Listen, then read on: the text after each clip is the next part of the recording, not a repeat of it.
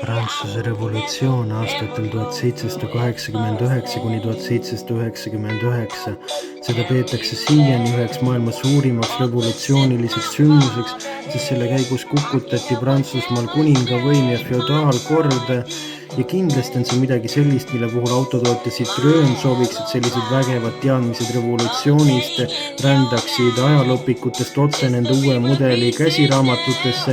Ja selleks ongi nad mõelnud, et milleks oodata ja milleks hakata siin mingit kupeed nüüd välja arendama.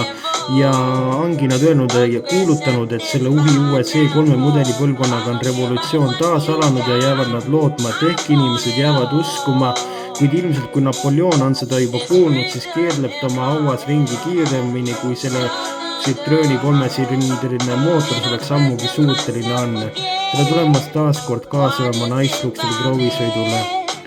Revolutsioonist on siin küll asi kaugel, kuid see pole ka esimene kord, kui Citroën on proovinud oma kodumaa suurhetki ja suurkuivude kirjutada oma nimele, ehk ju siiamaani võime tänavapildis näha Citroëni mahtu universaale, kelle disainil oleks justkui postuumselt Pablo Picasso alla kirjutanud.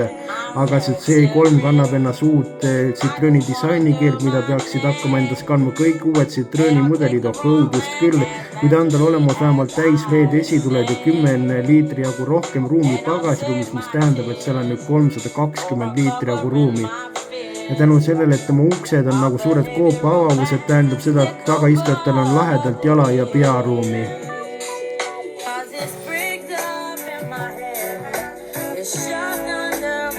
Interiööris on olemas 10-toline multimeediasüsteem, eraldi kliimapaneel, palju kõvaplasti, kuid ägedama poole pealt on sealt vanematest Citroënidest tuntav horisontaalne ribaekraan, kuhu kuvatakse sõiduinfot, kuid 3D navigatsioon ja isegi tagurduskaamera ja isegi automaatne kliimaseade on nõus sinuga suhtuma vaid kõige paremas varustusastmes.